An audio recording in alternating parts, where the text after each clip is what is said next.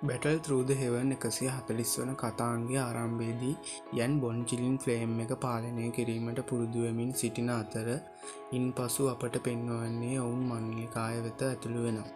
නිකායේ ඇති තරඟය ආරම්භ වීමට සීමිත කාලයක් ඇත. ඒ තරඟය වන්නේ නිකායේ අලුත් මාස්ටර් කෙනෙක් පත් කිරීමටයි. හුවාජින් යුන්යුන්ට පහර දීම ආරම්භ කරන අතර එවිට එතනට යන් මැදිහත් වී එම ප්‍රහාරය වළක්වයි. දැන් දෙපැත්තම සමාන යුගලක් සිටින නිසා හුවාජින් මොවුන් දෙදෙනාට සටනට කතා කරනවා. එවිට යන් එය පිළිගෙන සටන ආරම්භ කරනවා. හුවාජින් තරු 4ක ඩූසුන් කෙනෙක් වේ. යාओ තරු 6ක ඩූසුන් කෙනෙක් වේ. යාओ යන්ට ප්‍රහාරය එල්ල කරන අතර යන් ප්‍රහාරය 6 ජොයින්ට් බොඩි ෆ්ලෝයින් රූලර් එකෙන් වැළැක්වීමට උත්සාහ කරයි.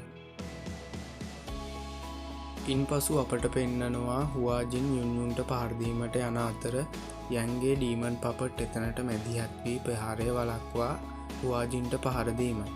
යාओ සහ යන් අතර සටන තවමත් පවතින අතර යන් ස්කයිෆර් 3 අභිරහස් වෙනස්කමට පරිවර්තනය වී යාओ ආස සහ පොළොව නැවත හැඩගස්වා ගත හැකි ශක්ති තාක්ෂණය දියත් කිරීමට ආරම්භ කරන අතර යන් තමන්ගේ ස්වර්ගීය ගිනිදැල් 4ම ඒකාබද්ධ කිරීමට ආරම්භ කරයි.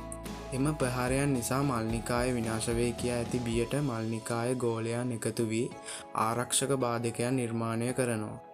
යන් ගිනිදැල් ඒකාබද්ධ කර විනාශයේ ගිනිදැල්ල නිපදව අවසන් අතර යාओගේ ප්‍රහාරය දෙසට යන්ගේ ප්‍රහාරය දියත් කරනවා.